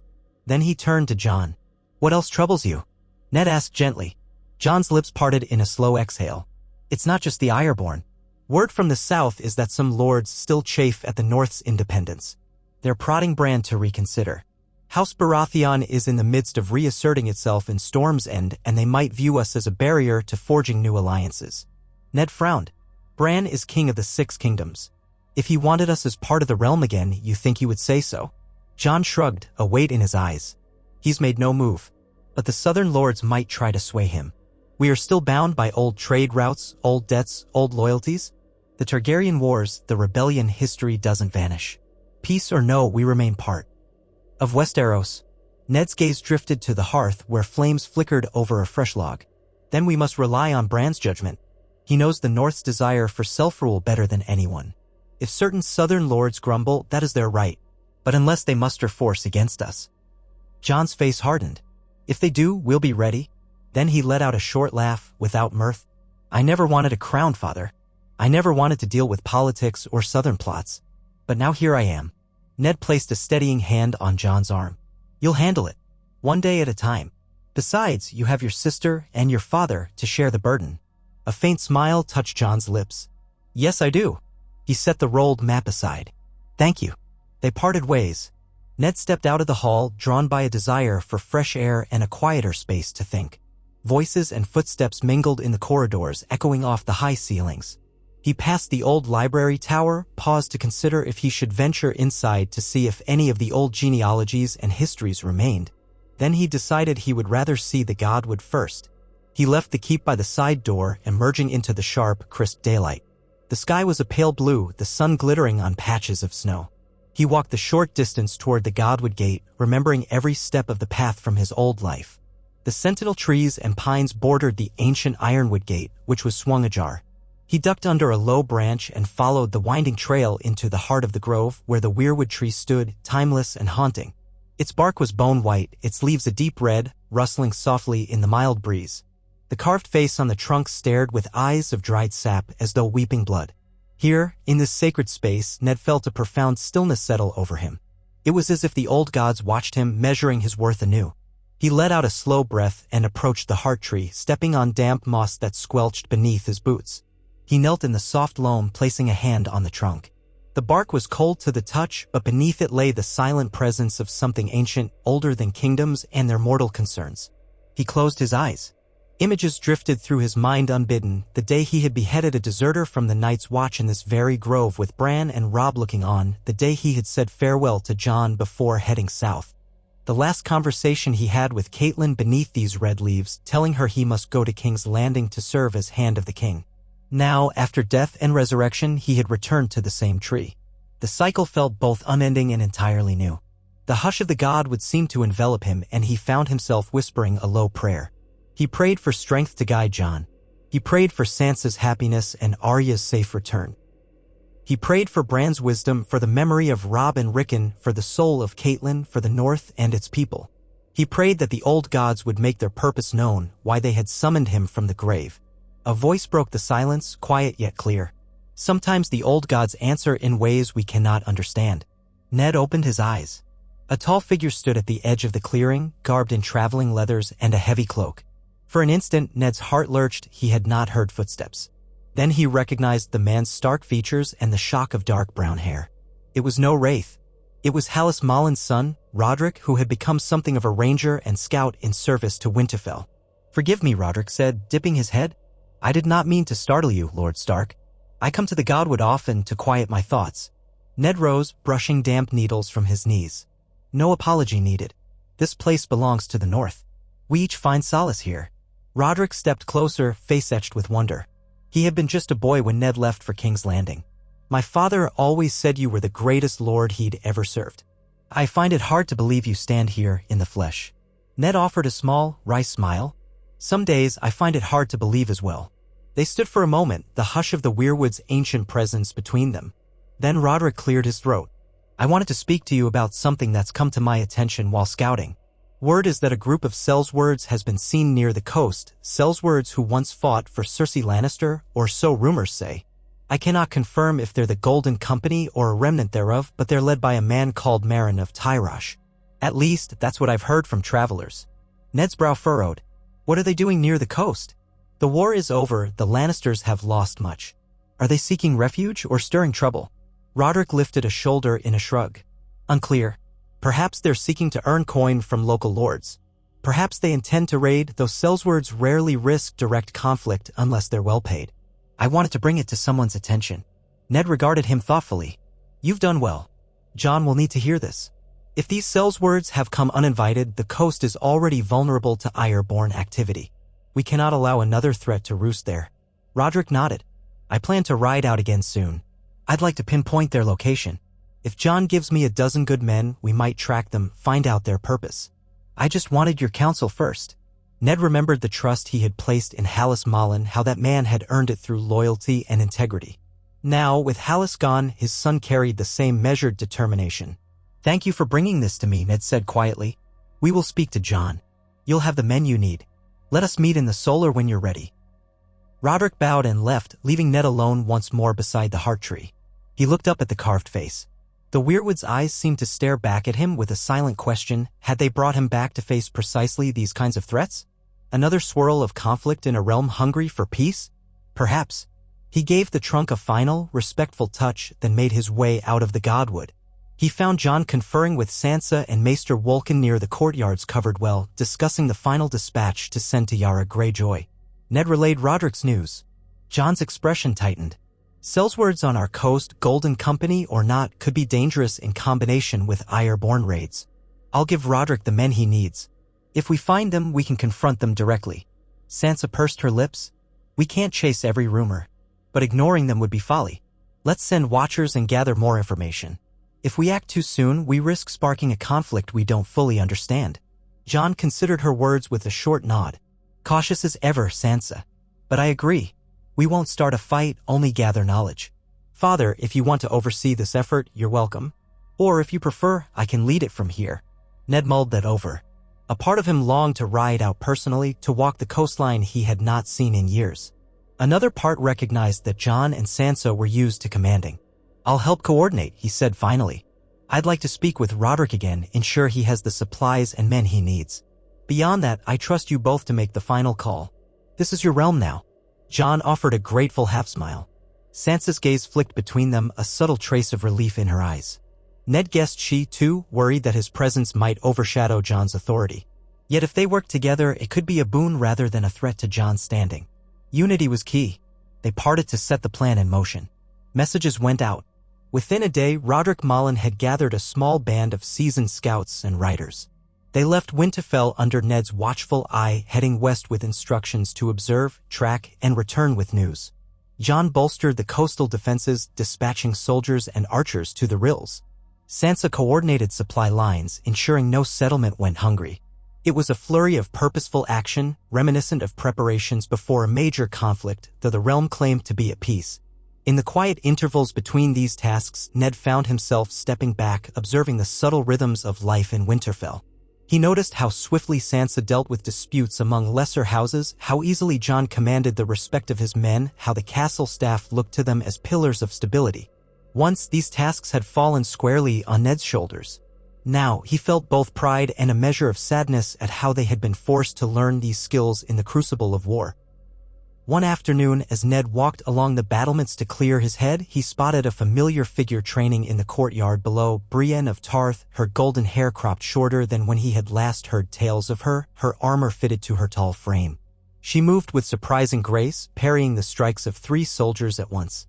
Word was that she had served as a Kingsguard to Bran, then journeyed north on some errand, and remained to help Sansa reorganize the household guard. Intrigued, Ned descended the steps to watch more closely. Brienne's sword danced in the pale sunlight, each clang of steel echoing across the yard. The The 3 men circling her were no novices, but she guided them as though orchestrating a dance, blocking their blows with unwavering focus. When one soldier fainted low, she sidestepped and tapped him smartly on the shoulder with the flat of her blade. Another thrust came from behind. She pivoted and disarmed him, sending his sword spinning in the air. The session ended with Brienne lightly panting, the soldiers sweating and wide-eyed. They bowed, one of them laughing ruefully. "You always show us how much more we can learn, my lady." She gave them a polite nod, a hint of a smile on her lips, then turned and froze when she saw Ned standing there. Her blue eyes widened and she hastily sheathed her sword. "Lord Stark," she said, bowing low. Her voice held respect and a faint quiver of astonishment. "Forgive me. I hadn't realized you were watching." Ned offered a gentle smile. "There's nothing to forgive, Sir Brienne. I was merely admiring your skill. I know you're sworn to protect my son, King Bran. I'm grateful for your presence here." She straightened, her posture still slightly uneasy. "I served your daughter, Lady Sansa, before I joined King Bran's Kingsguard. Now that the realm has settled, I found reason to remain here for a time, as Sansa requested. I was told of your return, my lord, but to see you," she paused, clearly at a loss for words. Ned inclined his head, understanding. "I know it seems strange. I feel much the same. But you needn't bow or apologize. You have served my family admirably from all I've heard. I owe you a debt of thanks. Without you, Sansa might have been in far graver danger." Brienne's face colored slightly. "I did only what honor demanded. Lady Sansa is, well, she has become a remarkable leader." Ned's smile deepened. "Yes, she has. And you've had a hand in that. She learned strength from seeing yours. She learned resilience from all she's endured. I am grateful to you." She seemed uncertain how to respond, so she opted for a respectful nod. "If ever there is anything you require, Lord Stark, you have only to ask." He did not press further. He recognized in her a knightly humility and an unwavering sense of duty, reminiscent of the more honorable Kingsguard knights he had known in his youth. He left her to continue her training with the men, feeling a quiet swell of gratitude that such loyal allies still stood beside House Stark. Days passed. The snows around Winterfell remained light, though the winds carried a sharper bite as winter deepened. Reports trickled in from the west, no sign of major Ironborn raids, but the rumors persisted of a Sellsword company lurking near the salt marshes. Tensions rose, though nothing yet forced a confrontation. Ned busied himself helping Sansa with the accounts, advising Jon on how best to rotate troops without weakening the heart of Winterfell's defenses, and listening to the concerns of lesser lords who traveled to see if the tales of Ned Stark's resurrection were true. At times, it felt like a blurred day after day of tasks that, while not as bloody as war, carried their own weight. Ned found these mundane duties almost comforting, a reminder of a life he once led. Yet he couldn't shake the nagging feeling that something larger loomed on the horizon. It was as though the old gods had raised him for more than mere peacetime housekeeping. One morning, a commotion at the gates drew his attention. He had been in the yard, overseeing a new shipment of grain from the Bar Rowlands, when he heard the shout, "Rider approaching." In the crisp sunlight, a single rider on a lathered horse galloped toward the open gate, accompanied by 2 of Winterfell's outriders. The figure's cloak was dusty, face streaked with grime from a long journey. Ned strode forward as guards hurried to meet the rider. Jon and Sansa appeared from different corners of the courtyard. The rider dismounted, stumbling slightly, and tugged back the hood of her cloak. A wave of auburn-brown hair spilled out, framing a face that Ned recognized in an instant: Arya. Her eyes darted across the courtyard, and in that swift moment, Ned saw the flurry of emotions crossing her face: relief, anticipation, a flicker of something raw and fierce that had not been there when she was a child. Her gaze fell upon Jon first, and a grin twisted her lips. She embraced him, breath huffing in the cold. Then she turned, scanning the crowd until her eyes landed on Ned. Her face went still, her shoulders tensing. Ned felt his throat constrict. The last time he had truly seen Arya, she had been a small girl practicing needlework she hated, daydreaming of swords and adventures. Now that child was gone. This was a woman grown, bearing the scars of a world that had tested her mercilessly. And she stared at him as though staring at an impossible vision. "Arya," he murmured, voice trembling. She hesitated, lips parting. Then she took a slow step forward and another, until she stood close enough that he could see the faint lines on her face, the haunted cast of her eyes. She reached out almost as if to touch him, but her hand faltered. You died." Her voice was thin, almost accusatory. "I saw the heads on the spikes. Well, Sansa told me about it. I dreamed about it. You were gone." Ned took a careful breath, gently wrapping one hand around hers. "I was. But the old gods, or some power, they brought me back. He didn't know how else to explain, for the 100th time, the miracle that had upended all sense of finality in death. Arya's lips pressed together. She searched his face with a gaze that felt unnervingly precise, as though reading every flicker of doubt, each line of memory. Slowly, tears gathered in her eyes, but she did not let them spill. She swallowed. "You look older," she said, a ghost of a laugh hovering at the edge of her words. Ned let out a shaky exhale, relief mingling with sorrow. "I feel older." In a sudden rush, she flung her arms around him, pressing her face into his shoulder. He wrapped her up, feeling the taut strength in her slender frame. She clung to him for a long heartbeat, and he rested a hand on her hair, recalling how she used to wriggle away from motherly fussing. Now she allowed the embrace. When she pulled back, she wiped her eyes quickly, regaining composure as though tears were an indulgence she rarely permitted herself. Her voice took on a brisk, businesslike tone. "I came as soon as I received Sansa's message. I was in Braavos, negotiating shipping rights. Heard rumors about Targaryen loyalists moving about, heard other rumors about Dorne's new alliances." She glanced at Jon. "But now I hear there's trouble with the Ironborn and possibly Selzwerd skulking about. I hope I'm not too late to help." Jon gave a short nod. "We've been managing it. But your presence is welcome. The men will be glad to see you. Your reputation precedes you." She almost rolled her eyes, though a flicker of pride warmed her expression. "I'm no legend. Just good at what I do. And what I do," she added, her gaze sharpening, "is help you protect our family." Ned's heart twisted. She was so different, yet he caught echoes of the willful girl who had once demanded sword lessons. Only now, her skill was all too real. "We're glad you're here," he said softly. "All of us." Sansa approached, her features glowing with mingled joy and concern. The sisters embraced, Sansa's face shining with the tears Arya refused to fully shed. Jon lingered by them, smiling faintly. Ned stepped back, giving them a moment of privacy. Not long after, Arya was guided inside, fed, and given a chance to wash away the grime of her journey. By midday, she joined the rest of the family in the small solar where they sat around a sturdy table spread with maps, dispatches, and half-eaten platters of bread and cheese. Sansa poured wine for them all while Jon brought Arya up to speed on the newest developments. Ned sat quietly, observing the interplay between his 3 children, though one of them he had not fathered. His love for Jon was unwavering. Arya listened intently, her expression impassive as she learned about the Ironborn sightings and the rumored Selzwerds. Occasionally, she nodded, asked a pointed question about numbers or location, or made an insightful comment about the risk of infiltration. Ned realized she was more than a skilled fighter.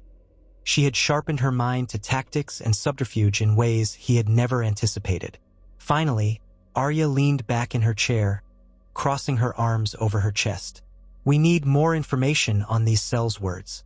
If they're remnants of the Golden Company, they might have old grudges or be seeking new patrons. Are they after plunder or do they want something bigger? If they're waiting for the Ironborn to cause a distraction, that could be trouble." Jon's brow furrowed. "Precisely. Roderick Mullen went to scout, but we haven't heard back yet. Arya, you've traveled across the sea. Do you know anything about a Marin of Tyrosh?"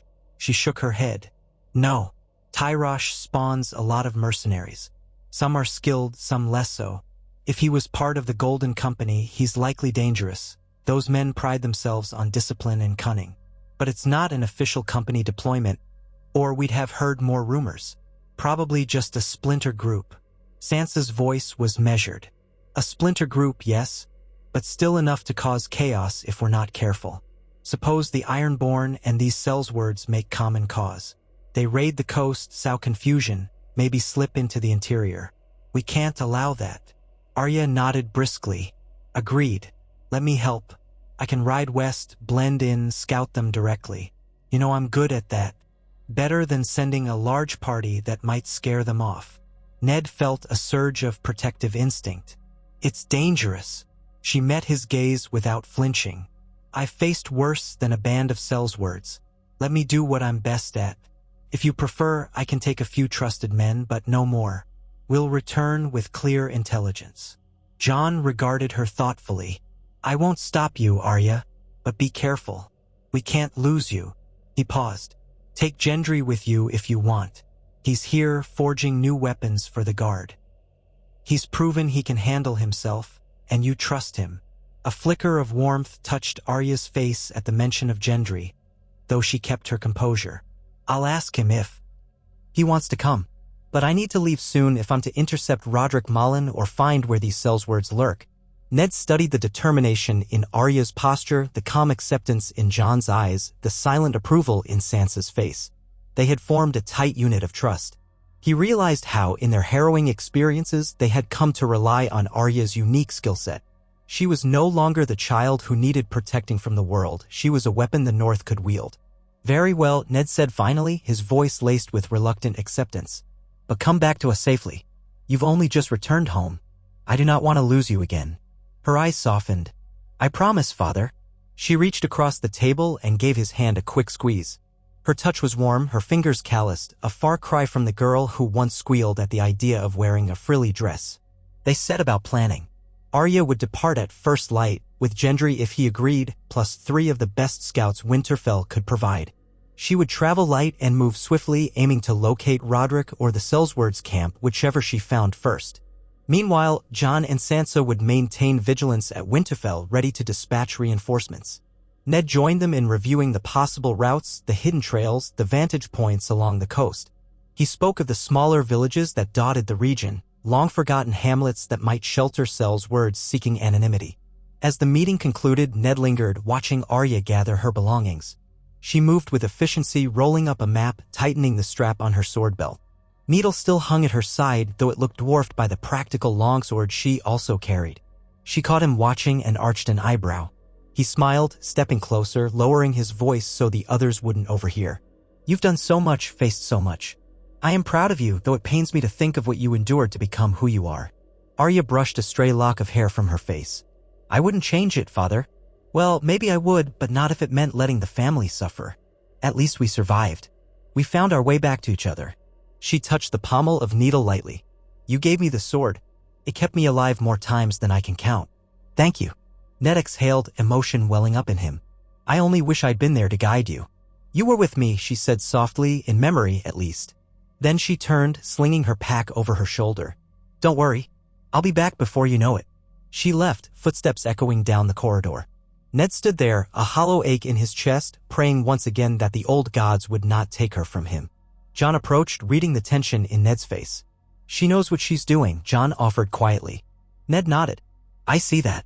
My mind knows she's capable. My heart, that's another matter. Jon placed a comforting hand on Ned's shoulder, a reversal of roles from the boy who once sought his father's reassurance. They shared a brief silence, acknowledging the relentless push of time that had transformed them both. Outside, the day turned to dusk, a gray pall settling over the sky. Snow flurries drifted on the wind. The torches around Winterfell's walls guttered and flared. Ned found himself drawn again to the ramparts where he could watch the last traces of daylight fade. The courtyard below bustled with preparations for Arya's early departure, stable hands grooming horses, a scout checking gear, Gendry hefting a hammer as he spoke with her near the stables. Ned pressed his elbows on the cold stone of the parapet, the wind tugging at his cloak. He recalled countless nights spent standing here, thinking of the uncertain future. Now, that future was more uncertain than ever. Peace was fragile, with rumors of Sellswords, Ironborn raids, and southern discontent. And overshadowing it all was the question of why he had been returned and for how long. In the hush of the deepening twilight, his thoughts wandered to those lost, Robb, Rickon, Catelyn. He wondered if their spirits hovered somewhere near, watching, or if the old gods alone bore witness. He let his gaze drift to the distant silhouette of the godwood. The red leaves barely moved in the wind as if they kept their secrets close. He went to bed that night with a weary heart, lulled by the quiet of Winterfell's corridors. In his small chamber, he felt the warmth of the fireplace and the heaviness of the furs covering him. Sleep came in fitful snatches.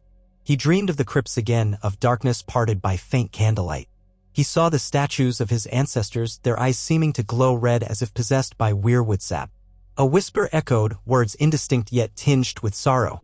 He felt cold air on his skin, a sense of being pulled onward through a labyrinth of passageways beneath the castle. Then the dream shattered like fragile glass when he heard a raven's caw and he jolted awake, heart pounding. Morning arrived with a sky of low, iron-gray clouds. Ned rose and dressed quickly, heading down to the courtyard to see Arya and her party off. He found her already mounted, Gendry at her side, the scouts aligned behind them. They wore cloaks of mottled gray and brown, suitable for blending into the winter scenery. Arya's hood was drawn up, but her face was visible, resolute. She caught sight of Ned, dismounted, and met him halfway. The rest of the group discreetly busied themselves. "We'll travel fast and light," Arya said, her breath visible in the cold air. "If I find Roderick, I'll send a raven right away. If not, I'll keep to the coastline, see if these Sells words are indeed there. Hopefully they're only a rumor." Ned dipped his head. "Travel safely. Remember you have a home to return to." Her mouth quirked in a smile. "I remember. Farewell, father." She leaned in, pressed a swift kiss to his cheek, then remounted. Gendry gave Ned a respectful nod, gripping the reins of his sturdy horse. The group kicked their mounts into a brisk trot, the courtyard gates opening to release them into the pale morning. Snow flurries twirled around them as they passed beneath the portcullis, disappearing down the winding road. Ned stood there for a time, watching until the last horse faded from view. He felt a knot in his chest. Many times in his first life, he had watched his children ride away or walk away, Bran climbing walls, Arya dashing off to chase cats, Robb going to war. Now, once again, he stood helpless, trusting in the old gods to keep Arya safe. At least this time, the family was stronger, more united. The North was no longer naive to the perils that lurked beyond its borders. He turned to find Jon beside him, gazing after Arya's party with a similar mixture of pride and worry. "She's grown into a force," Jon said quietly. "If you can match her." Ned nodded, swallowing against a tide of emotion. "She'll do what must be done. Let's make sure we're prepared for whatever comes next." Jon met his eyes, a flicker of determination there. "We will be." They walked back into the castle. Another day of tasks lay ahead, coordinating patrols, meeting with lords, reviewing supply inventories. Ned threw himself into these duties, seeking distraction from the gnawing fear that clung to him. When evening fell, he found himself in Sansa's solar, reviewing a list of minor disputes that had come in from various houses. Candles flickered, casting warm light on the scrolls spread across a low table. Sansa reclined on a cushioned chair, reading aloud from a letter complaining of boundary lines between House Serwyn and a neighboring freehold. Ned massaged his temples. "Such disputes are as old as the North itself." Sansa sniffed. "Yes, but they haven't had a proper hearing in years, and it's starting to affect harvests. They want an official mediator, someone they trust. Now they're all writing to me or to Jon." He studied her graceful profile in the candlelight, seeing the traces of fatigue. She had borne the mantle of leadership for so long, through war and turmoil. "Perhaps I could help," he offered softly. "It would free you to handle more pressing matters. I remember the land around Serwyn lands well enough. I can gather the facts, summon both parties. If they trust me still, I'll do my best to find a resolution." She looked at him with obvious relief. "Would you?" It would help a great deal, father." He gave her a small, reassuring smile. "I may be out of practice, but resolving border disputes is easier than facing a mad king." She laughed softly, then sobered, folding the letter. "I never imagined you'd be here again, offering to help me manage our neighbors. The old gods have strange whims." Ned nodded, eyes drifting to the window where darkness pressed against the glass. "They do indeed." 2 days passed in relative peace. The scouts stationed along the coast reported no major movements and no new word of Sells words. The hush felt ominous to Ned, like the calm before a storm. And then, on the third day, a horn's blast shattered the morning quiet. Ned rushed to the battlements along with dozens of guards, hearts pounding. A single rider approached, the horse stumbling with exhaustion, the rider barely upright in the saddle. Jon and Sansa joined Ned atop the gatehouse, peering down as the rider was aided through the gates. From the vantage, they could see blood staining the rider's cloak. Ned's chest tightened. Was it Roderick? Or one of Arya's scouts? They hurried down into the courtyard, and a hush fell as the wounded rider was lifted from the horse. It was one of Roderick's men, face pale, a deep slash on his forearm. He leaned heavily on another scout, gasping for breath. Maester Wolkan pushed his way through, kneeling to attend the injured man. Jon knelt as well, pressing gently on the man's shoulder. "Easy," Jon said, voice calm yet urgent. "What happened?" The man swallowed, eyes darting from Jon to Sansa to Ned. Finally, he rasped, "Attacked. We found their camp, not just Sells words. Some Ironborn were with them, working together. They ambushed us. Roderick, he told me to ride back, warn you." Ned crouched lower, a surge of dread turning his stomach. "Roderick? Is he alive?" The scout coughed, wincing at the pain in his arm. "Captured, they took him. Others scattered, or," he broke off, trembling, unable to finish. "They have a fortified position near the salt marshes along the coast. They're planning something bigger. I heard them talk of more men coming. A bigger force." Jon's eyes narrowed. "How many are we talking?" The scout squeezed his eyes shut, sweat beading on his brow. "Couldn't say for certain. Dozens, perhaps? Maybe more if they meet up with Ironborn ships. They have enough men to hold Roderick." I rode all night to get here. Maester Wolken pressed a cloth to the man's wound. We must get him inside. He signaled for 2 guards to help him. The man was gently lifted. Before he was carried away, he reached out and grabbed John's cloak. They intend to slip inland, maybe raid. Stop them. Don't let them hit us unawares. John nodded firmly, prying the man's hand away with gentle care. We won't. Rest now. The scout was taken to the maester's chambers. The courtyard buzzed with alarm. Ned felt his breath quicken, mind racing with the implications. A band of Sellswords allied with Ire-born marauders, well-positioned by the salt marshes, capturing one of Winterfell's outriders. This was no small rumor or fleeting threat. It was a genuine risk to the North's stability. John's expression was grim. We can't let them entrench themselves. If they're preparing for a larger incursion, the coast could be ravaged. Sansa's voice was sharp with worry. What of Arya? She's heading west, possibly right into this. If they're raiding widely, she could be in danger. Ned placed a steadying hand on her arm. Arya is resourceful. But you're right, we need to act quickly. He looked at John. We can gather a force enough to handle whatever number they have. We must move swiftly, strike before they can vanish or fortify further. If they truly have a base at the marshes, it may not be heavily fortified yet. John nodded. Agreed. I'll lead the host myself. Father, will you come? I'd value your presence. Ned's pulse thudded. Part of him balked at the idea of once again taking the field. He had died once already. But the call to protect the North and rescue their people was too strong. I'll come, he said. Sansa can handle Winterfell while we're gone. She set her jaw, eyes glimmering with resolve. Of course. Bring them back safely. Bring Arya back safe if you can find her. John gestured to a guard. Summon Ser Brienne, Lord Glover's men, and any knights who can ride immediately. Prepare the horses. We march with haste. It was a whirlwind. Within an hour, Winterfell's courtyard bustled with armed men gathering supplies, saddling horses, checking swords and shields. The cold wind whipped cloaks as horns echoed across the battlements. Ned donned a set of armor borrowed from the castle stores. His own from long ago was either lost or too battered. The steel felt cold against his tunic, but it fit well enough once he fastened the straps. He stood by his mount, tightening the reins. The horse shifted under him, sensing the tension. Around him, riders formed up, the clink of metal loud in the crisp air. John approached, similarly armored, Longclaw sheathed at his hip. If the gods are good, we'll catch them off guard, John said, voice low. Ned scanned the faces of the men. He recognized some from the old days, grizzled veterans who had once fought under Robb. Others were younger, shaped by recent wars. Across the way, Brienne of Tarth mounted a sturdy charger, her sword angled across her back, ready for the march. The sigil of House Stark was evident on shields and cloaks. Sansa descended the steps, her face set. She nodded to John, then turned to Ned.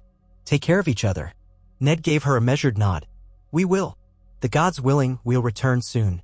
With that, John raised his gloved hand and the gates swung open. They filed out of Winterfell, hooves thudding on the icy ground. Snow flurries drifted in swirling patterns, but the sky held no sign of a major storm, at least not yet. The North's rugged landscape stretched ahead, forests and hills blanketed in white. Ned felt his heart pounding with something akin to exhilaration, the old sense of purpose he had known in Robert's Rebellion, in the Greyjoy Rebellion, returning to him like a forgotten friend. They rode hard through the day, covering ground at a steady pace. The roads were not deep in snow, allowing them to make good time. Nightfall found them at a small holdfast near a frozen lake, where they took shelter. John's men built fires, and the smell of roasting meat soon filled the bitter night air. Ned stood by one of the fires, warming his hands, feeling the ache in muscles unused to long rides.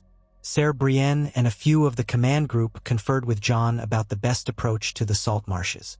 Ned listened, inputting details of the terrain from memory. Boggy ground, small clusters of pines, hidden inlets where a small ship might anchor. Then, as the conversation dwindled, Ned found himself alone for a moment, gazing at the starless sky overhead. Clouds had closed in, muting the moonlight. He wondered if Arya was out there in the dark, perhaps closer than he knew. Had she discovered the Sellswords' camp? Was she following them? A swirl of cold wind flicked at his cloak, and he thought he heard the faintest sigh, like a whisper of the old gods in the emptiness. Their march resumed at first light. Another day's hard ride brought them closer to the western coast, and the land grew marshy and low. Stands of bare trees jutted from the wetlands, gnarled roots half submerged in icy water. Cautiously, John halted the host on firmer ground. Scouts scoured the edges, searching for signs of the enemy. Near midday, one scout came galloping back, breathless. "We found tracks, boot prints, horses, many of them. They lead to a copse by the inlet. Smoke from fires can be seen behind the rise. Could be a camp." John and Ned exchanged a look. John signaled for half the men to dismount and proceed on foot, quietly. The others would circle to flank. Ned moved with John in the forward group, picking their way through the marsh, wincing at the sucking sound of mud underfoot. The chill seeped through Ned's boots, but adrenaline kept him focused.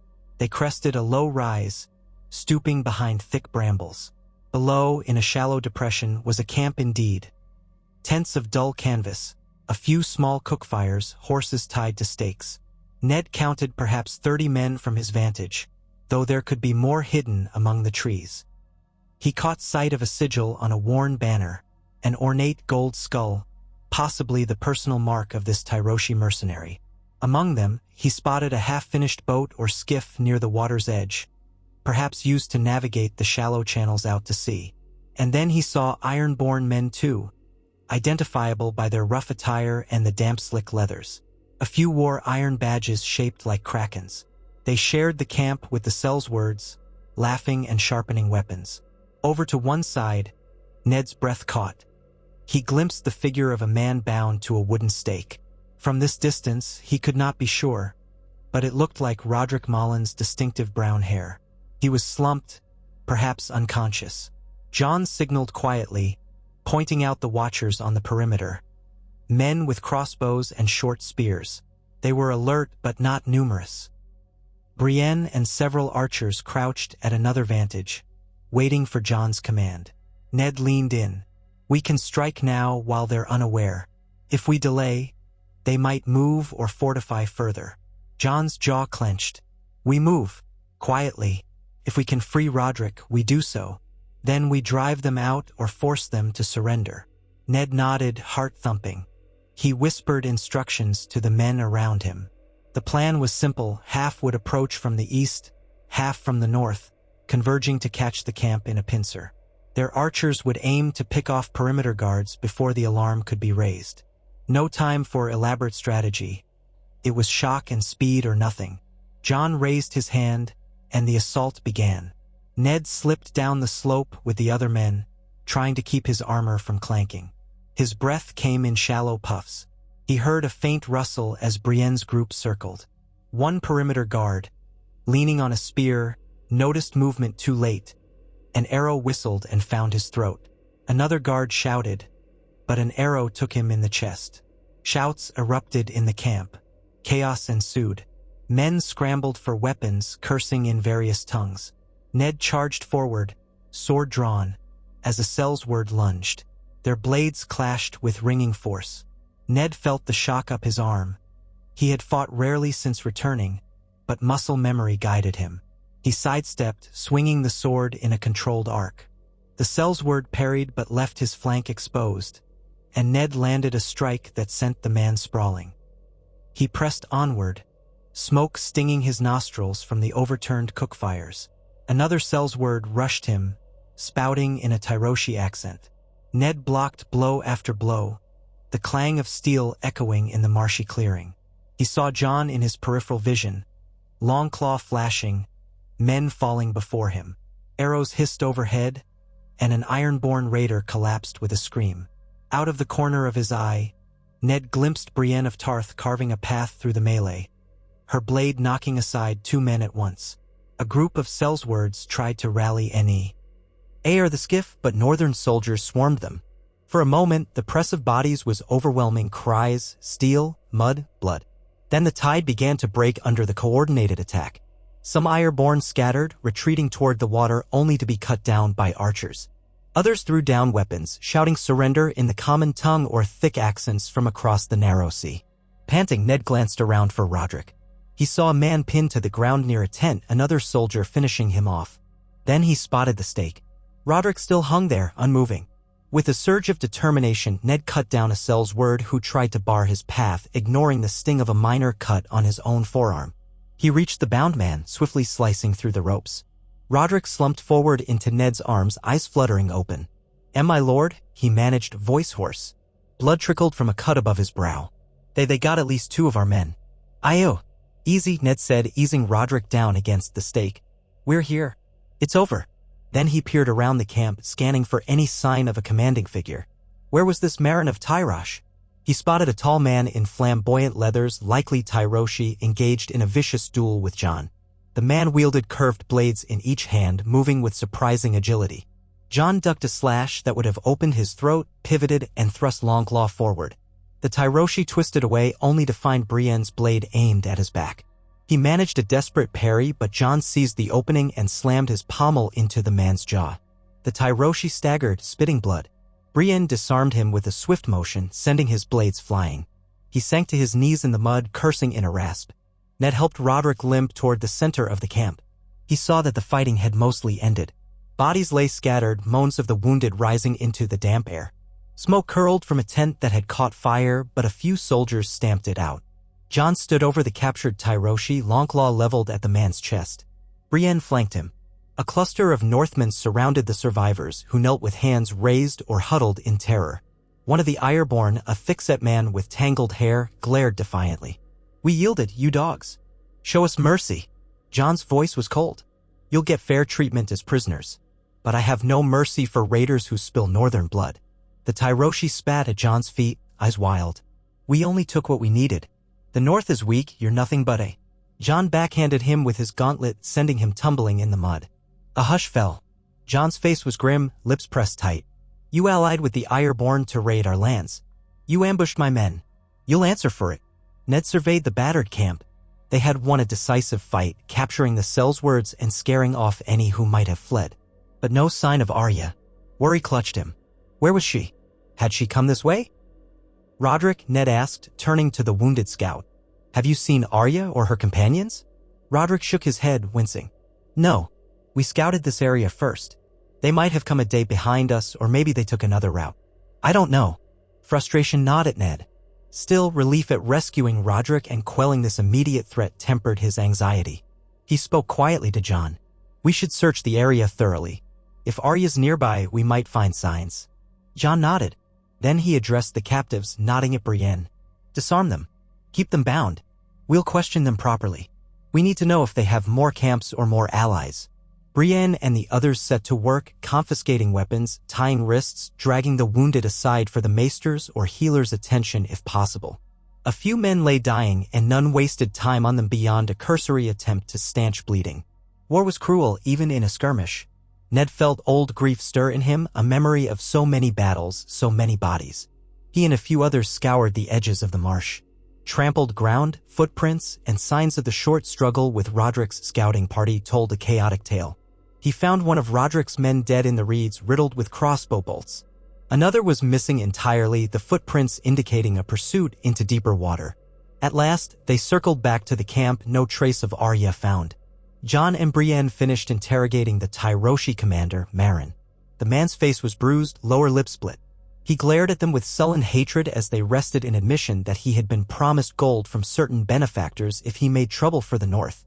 He claimed not to know the name of these benefactors, only that a messenger from the south had visited him in the Iron Islands, urging him to collaborate with discontented Ironborn. Jon grew more furious with each evasive answer. Finally, he said, "Take him away. We'll see if the dungeons at Winterfell loosen his tongue further." That settled, they set about destroying the camp. Any supply that could be salvaged was taken, the rest burned. The small skiff was chopped to pieces. Roderick was placed on a horse, though he could barely sit upright. Jon gave orders for a handful of men to remain behind, ensuring no stragglers returned. Then the main force prepared to head back to Winterfell with the prisoners in tow. Ned lingered near the water's edge, scanning the horizon. The sky was leaden, the wind cold and damp. A gnawing worry hollowed his chest. Arya should have been here by now or left some sign. He prayed she had not run into a separate ambush. Yet he could not remain indefinitely, not with wounded men and a captive band that needed safe transport. Reluctantly, he mounted and rode with Jon. They traveled slowly, mindful of the prisoners and the wounded. As dusk approached, Ned brooded on the Tyroshi's words, benefactors from the south.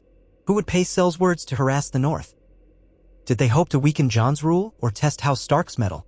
The possible culprits were many: ambitious lords in the Reach or Stormlands, old Lannister loyalists, scattered Targaryen sympathizers. Even Dorne might have malcontents. The realm's scars had not fully healed. When they camped for the night, Ned walked among the men, checking on morale. Most were in good spirits, for they had won a clear victory. Still, the conversation circled around the possibility of further attacks, the fate of the Ironborn allies, and the puzzle of who funded these Seleswords. Jon sat near a fire with Brienne, sipping broth, wearing a thoughtful frown. Ned joined them, sinking onto a crate. "We should warn Sansa that someone in the south might be plotting," Ned said softly. "Bran too, if it concerns the broader realm." Jon nodded, staring at the flames. "We will. But first, we get these prisoners to Winterfell and see if we can extract more detailed information."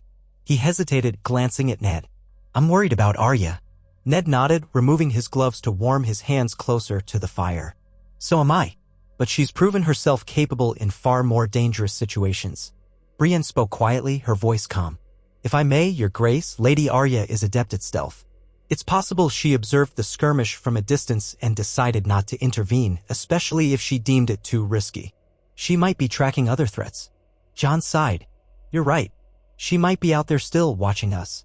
We can only hope she finds us or returns to Winterfell soon." That night passed in uneasy rest. Ned dreamed again, a swirl of half-remembered images. He walked the halls of the Red Keep, searching for Arya, hearing the clank of chains. Then he was in the Tower of Joy, standing over Lyanna as she whispered a name he couldn't make out. The dream bled away when morning came, leaving him with a dull sense of dread. They continued homeward, arriving at Winterfell by midday. Sansa stood on the walls, her cloak billowing, anxiety etched on her face. When Jon led the column inside, wordless relief washed over her features, though it shifted to dismay at the sight of the wounded. She quickly ordered maesters to tend them, and the prisoners were marched off under heavy guard. Meryn of Tyrosh spat curses in exotic tongues as he was shoved through the gates. Sansa did not so much as flinch, her bearing as regal as any queen.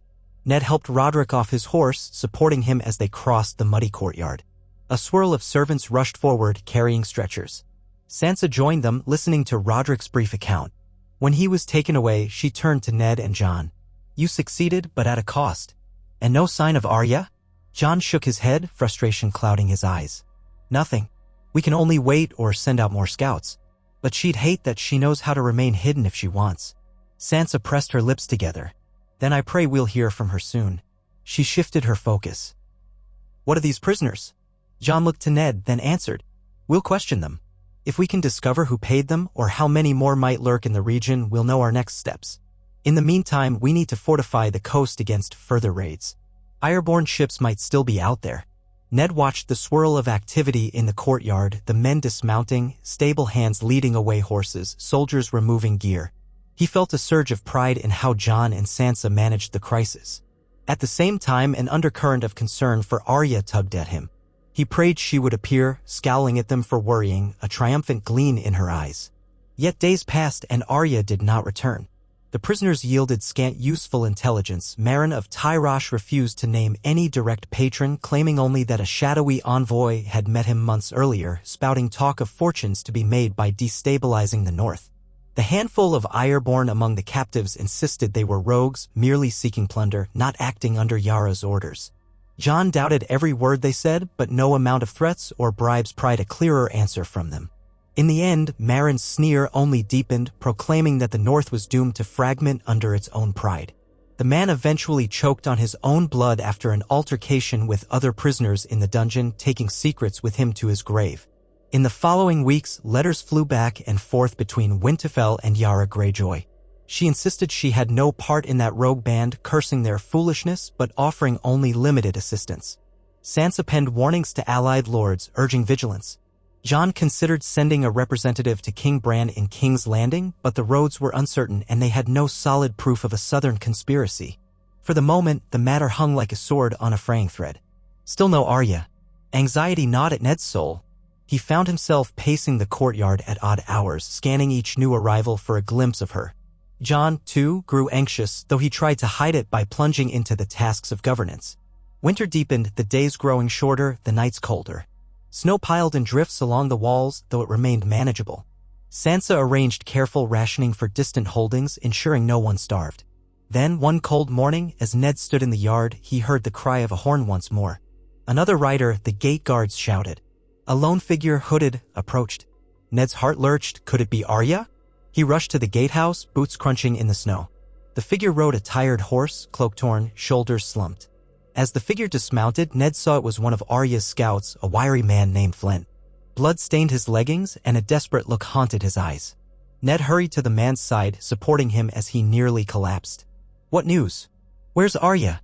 Flint gulped air, eyes flicking around. We got separated. We found the Sellswords camp, then heard fighting, saw your banners. By the time we arrived, you were gone. We tried to track you, but we ran into a group of riders. Not Sellswords. They wore no sigils, but they were well-armed, disciplined. They attacked us. Ned's stomach twisted.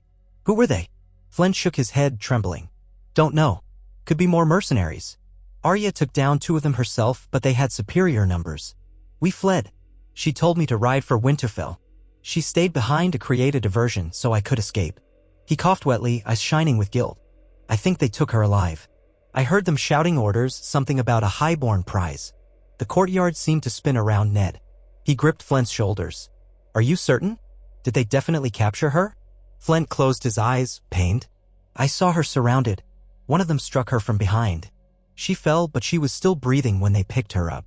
I'm sorry, Lord Stark. Ned felt cold fury surge in him.